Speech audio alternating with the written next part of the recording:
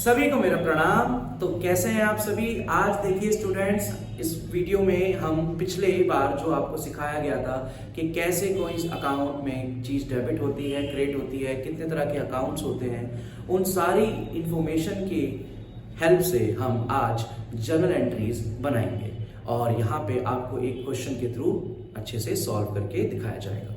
तो जैसा कि आप देख सकते हैं, यहाँ पे एक क्वेश्चन आपके पास गिवन है जिसमें लिखा है generalized the following transaction in the books of Verma limited. कि हमें क्या करना है, जर्नलाइज करना है इन ट्रांजैक्शंस को वर्मा लिमिटेड के बुक्स में। तो यहाँ पे पहला पॉइंट लिखा है रिसीव कैश फ्रॉम गोपाल ₹50,000 कि हमें गोपाल से कैश रिसीव हुआ कितना, 50,000 रुपए। तो आपको याद होना चाहिए बच्चों, आई होप आपने इससे पहले वाली वीडियो देख ली हो। अगर नहीं देखी है तो प्लीज इसको यहीं पे पॉज करिए और पहले वो वीडियो देखिए, एक दो बार जितनी बार देखना है देखिए और समझिए और तभी इस क्वेश्चन को मेरे साथ सॉल्व करिएगा। तो यहाँ पे हमें बोला गया था कि गोपाल से कैश रिसीव हुआ कितना, 50,000 रुपये रिसीव। अब गोपाल से अगर हमें 50,000 रुपये कैश रिसीव हुआ है, जैसे किस तरह से देखेंगे बच्चों, देखिए सबसे पहले तो हमें देखना है कि यहाँ पे एक गोपाल जिसके नाम के बाद में अकाउंट लगेगा, डेट इज गोपाल अकाउंट, और दूसरा जो नाम लगेगा वो अकाउंट लगेगा उसके बाद में कैश अकाउंट के बाद में। अगर गोपाल को देखिए तो गोपाल इंसान है, यानी या तो रिसीवर होगा या गिवर होगा।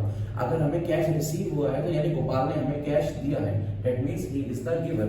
तो गोपाल अकाउंट क्रेडिट साइड आएगा, गोपाल का जो अकाउंट है वो किस साइड आएगा, क्रेडिट साइड आएगा। एट द सेम टाइम हमारे बिजनेस में वर्मा लिमिटेड में कैश आ रहा है, वर्मा लिमिटेड में कैश आ रहा है तो कैश अकाउंट क्या हो जाएगा, डेबिट हो जाएगा। कैश अकाउंट क्या हो जाएगा, debit, because comes in debit. Cash क्या है, रियल है, तो रियल अकाउंट का रूल इसमें फॉलो होगा।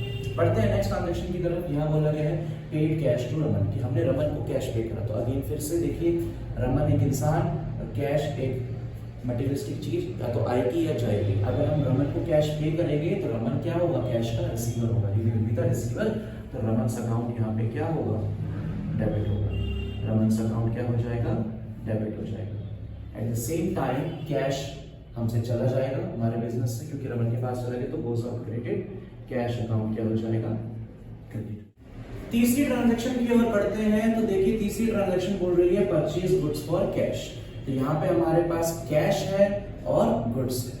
तो बात करते हैं गुड्स की। गुड्स मतलब बच्चों जो भी हमारे बिजनेस में सामान या तो हम खरीदते हैं, बेचते हैं वगैरह, तो उसके लिए गुड्स वर्ड यूज किया जाता है।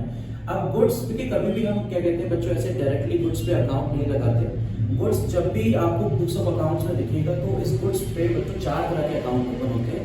इस गुड्स के नाम पे 4 तरह के अकाउंट ओपन होते हैं और वो उस हिसाब से यूज किए जाते हैं हमारे बुक्स में। मैं आपको लिखवा देता हूँ ताकि आपको समझ में आ जाए सही से किस तरीके से होता है।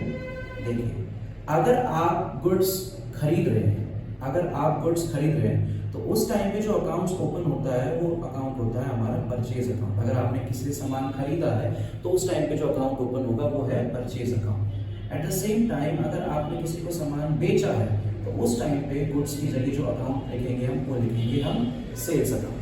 फॉर एग्जाम्पल आपका बिजनेस, आप किसी को सामान बेच रहे हो तो फिलहाल उसके लिए क्या लिखेंगे हम, सेल्स अकाउंट। तीसरा हो सकता है कि अगर आपने किसी सामान खरीदा था और वो सामान अब आपको पसंद नहीं आया, वो सामान आप वापस लौटा रहे, तो उस टाइम पे जो अकाउंट ओपन होगा उसको कहते हैं परचेज रिटर्न अकाउंट। एंड चौथा जो हमारे पास अकाउंट ओपन होगा वो है सेल्स रिटर्न अकाउंट। ये क्या होगा, फॉर एग्जांपल आपने किसी को सामान बेचा, वो कस्टमर ने आपको वो सामान लौटा दिया, उसको पसंद नहीं आया, तो सेल्स रिटर्न अकाउंट। तो तीसरे पॉइंट में देखिए आपने सामान खरीदा है तो परचेज अकाउंट को देखेंगे हम। सामान खरीदने पे सामान हमारे बिजनेस में आएगा, comes in debit, real account का रूल लगेगा, तो परचेज अकाउंट क्या होगा, डेबिट हो जाएगा।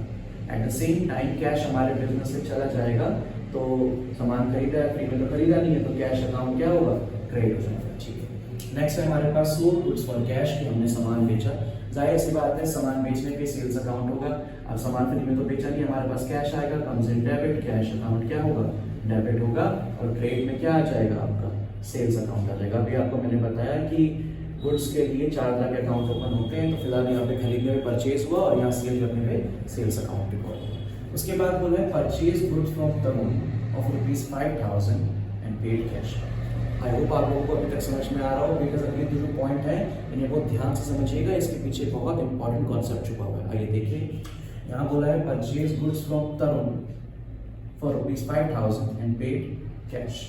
तो यहाँ पे देखिए गुड्स आ गया, तरुण आ गया और कैश आ गया, 3 चीजें आ गई यहाँ पे। यहाँ पे क्या है कि हमने किसी तरुण नाम के व्यक्ति से सामान खरीदा है और कितने रुपए का सामान खरीदा है, 5,000 रुपये का खरीदा है। तो देखिए यहाँ पे क्या नियम लगेगा, यहाँ पे ये नियम लगेगा कि जब भी आप किसी से सामान खरीदें या उसको सामान बेचें, अगर वो खरीद या सेल आपने कैश में करी है तो आप उस पर्सन के नाम को, जिससे आपने सामान खरीदा या बेचा, उसके नाम को बुक्स ऑफ अकाउंट्स में कंप्लीटली इग्नोर कर देंगे। उसको बुक्स ऑफ अकाउंट्स में क्या कर देंगे, कंप्लीटली इग्नोर कर देंगे। फॉर एग्जाम्पल मैं किसी शॉप पे जाता हूँ और वहाँ पे शॉप पे जाके मैं अपने लिए क्या कहते हैं एक चिप्स का पैकेट परचेज करता हूँ और बदले में उन्हें 20 रुपीज़ दे देता हूँ, तो वो मुझे ऐसे थोड़ी बोलेंगे कि पहले अपना नाम बताओ। नहीं, वो उन्हें मतलब ही नहीं है मेरे नाम से। क्यों? क्योंकि उन्होंने जो सामान मुझे बेचा उसके बदले उन्हें कैश रिसीव हो गया, तो वो अब मेरे नाम से उन्हें कोई मतलब नहीं है। लेकिन हाँ, अगर वही 20 रुपये का भी चिप्स आप उनके यहाँ से उधार पे खरीद के लाओ तो वो व्यक्ति जिंदगी भर आपका नाम याद रखेगा, क्योंकि आपने उनसे वो सामान उधार पे खरीदा है। और हम जिसको उधार देते हैं उसका नाम हम कभी भी भूलते नहीं। एट द सेम टाइम आप किसी से क्या कहते हैं सामान खरीदो या बेचो, कैश ना रिसीव हो, तो आपको हमेशा उसका नाम ध्यान में रखना है।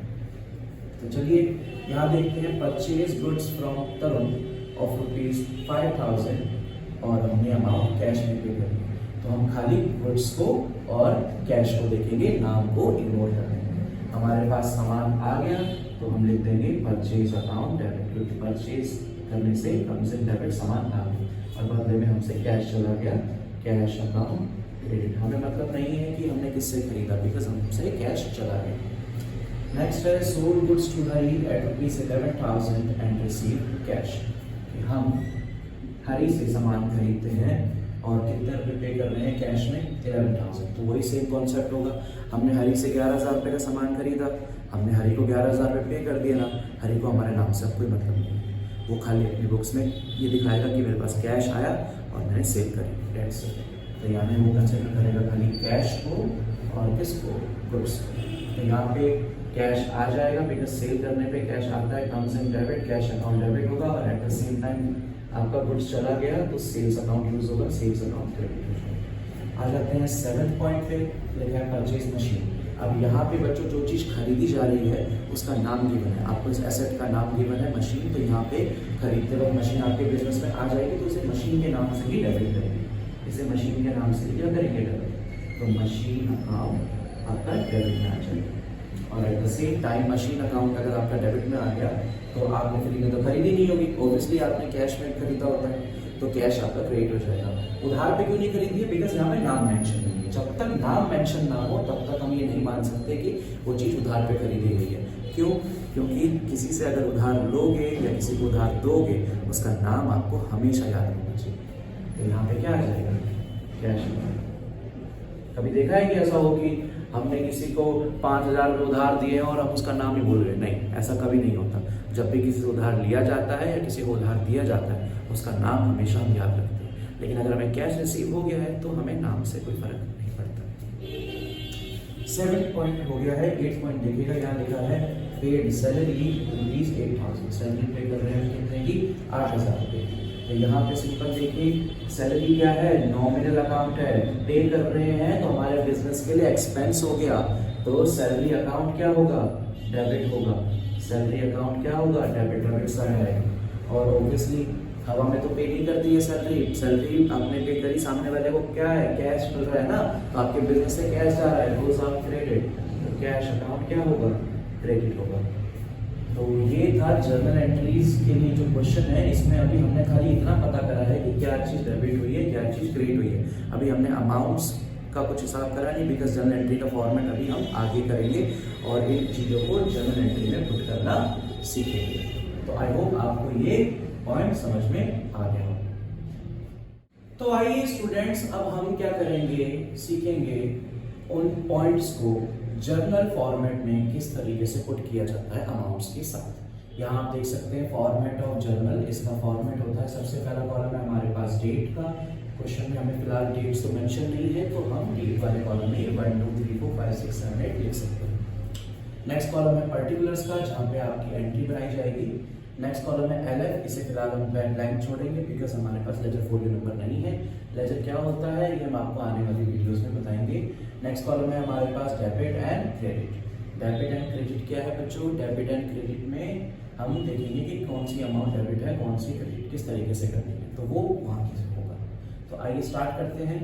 सबसे पहले पॉइंट में आप देख सकते हैं, पॉइंट था हमारे पास रिसीव्ड कैश फ्रॉम गोपाल ₹50,000 कि गोपाल से हमने 50,000 का कैश रिसीव करा था, जिस वजह से कैश हमारे पास आया था, कैश अकाउंट डेबिट हुआ था और गोपाल क्रेडिट हुआ था। तो इसे जर्नल एंट्री में किस तरीके से लिखते हैं? तो देखिएगा, इसको लिखा जाता है point number 1 cash account, account के लिए A/C डेबिट, DR.डेबिट, डैश लगा के कैश अकाउंट डेबिट। और क्रेडिट के लिए हम नेक्स्ट लाइन यूज करेंगे और थोड़ा सा राइट हैंड साइड से लिखेंगे TO2, T ऑलवेज कैपिटल रखिएगा, to Gopal's account, cash account debit to Gopal's account, cash account debit to Gopal's account. और अमाउंट भरेंगे हम, देखिए कैश अकाउंट डेबिट में है तो अमाउंट जो 50,000 है वो डेबिट वाले कॉलम में आएगी कैश के लिए, और ये गोपाल क्रेडिट है तो क्रेडिट वाले कॉलम में अमाउंट 50,000 क्रेडिट में आएगी। ठीक है, तो और इस ट्रांजैक्शन का एक डिस्क्रिप्शन नहीं है जिसे नरेशन बोलते हैं कि बीइंग कैश रिसीव्ड, और किससे रिसीव हुआ? From Gopal, being cash received from Gopal. ये हमारी पहली ट्रांजैक्शन हो गई। ठीक है, cash account debit to Gopal's account. आइए मैं आपको एक ट्रांजैक्शन और करके दिखा देता हूँ एंड बाकी transaction, rest of the transaction will be your homework. यहाँ पे Raman account debit to cash है। क्यों हुआ है रमन डेबिट? क्या था ऐसा ट्रांजैक्शन में? क्वेश्चन आपने देखा होगा कि हमने रमन को कैश पे करा था, और रमन को कितना की कैश पे करा था? हमने रमन को कैश पे करा था ₹5,000। तो 5,000 रुपये रमन को कैश पे किया गया था। तो किस तरीके से एंट्री बनेगी? यहाँ पे हम लिखेंगे रमन डेबिट होगा, तो जब भी रमन लिख रहे हैं नाम के बाद एपोस्ट्रोफी जरूर लगाएं, Raman account debit and credit में नेक्स्ट लाइन से टू क्या है? Cash account, to cash account. और अमाउंट कितनी है? 5,000 है। रमन डेबिट है तो रमन के लिए अमाउंट डेबिट वाले कॉलम में लिखेंगे, इसके सामने क्रेडिट में डैश कर दीजिए आप। और नेक्स्ट लाइन से क्रेडिट में क्या है? कैश अकाउंट, तो ये वाली अमाउंट जो है क्रेडिट में आएगी कितनी? 5,000। और नरेशन में हम बता देंगे कि हमने क्या करा, डिस्क्रिप्शन क्या है? Being cash paid to Raman, कि हमने किसको कैश पे करा? रमन। ये हमारी दूसरी ट्रांजैक्शन है। सिमिलरली बाकी ट्रांजैक्शंस भी इसी तरीके से पोस्ट करी जाएंगे बच्चों, जैसे कि purchase account debit to cash account, cash account debit to sales account, purchase account debit to cash, cash account debit to sales account, machine account debit to cash, salary account debit to cash account. तो बाकी I hope आप सभी homework में कर लेंगे। सो I hope students आप सभी को ये क्वेश्चन करना अच्छे से आ गया होगा। बचा हुआ क्वेश्चन इसे होमवर्क में कंप्लीट कर लीजिएगा। आपसे फिर मुलाकात होगी आने वाली अगली वीडियोस में। जैसा कि आप जानते हैं कि ये रिवीजन सीरीज चल रही है, तो क्लास 11th के लिए डायरेक्ट आपको जनरल चैप्टर को रिवाइज करवाया गया है। इससे पहले जो थियोरेटिकल चैप्टर्स होते हैं वो जब मार्च में या नया सेशन शुरू होगा तब वो अपलोड करे जाएंगे इसी चैनल पे। एंड अगर आप सभी क्या कहते हैं मेरी वीडियोस को पसंद कर रहे हैं तो आप सभी से मेरा ये रिक्वेस्ट है कि आप इस चैनल को सब्सक्राइब जरूर करें, बिकॉज हम एक दूसरे को नहीं जानते हैं, ना मेरे पास आपका कॉन्टैक्ट नंबर है, ना ही हम कहीं पे सोशल मीडिया पे ऐड हैं। तो आप कैसे पता चलेगा कि इस चैनल पे नई नई वीडियोस अपलोड हो रही हैं? उसका एकमात्र एक ही तरीका है कि आप इसे सब्सक्राइब कर लें, ताकि आपको लेटेस्ट वीडियो आते ही नोटिफिकेशन रिसीव हो जाए। Wish you all the best. Thank you.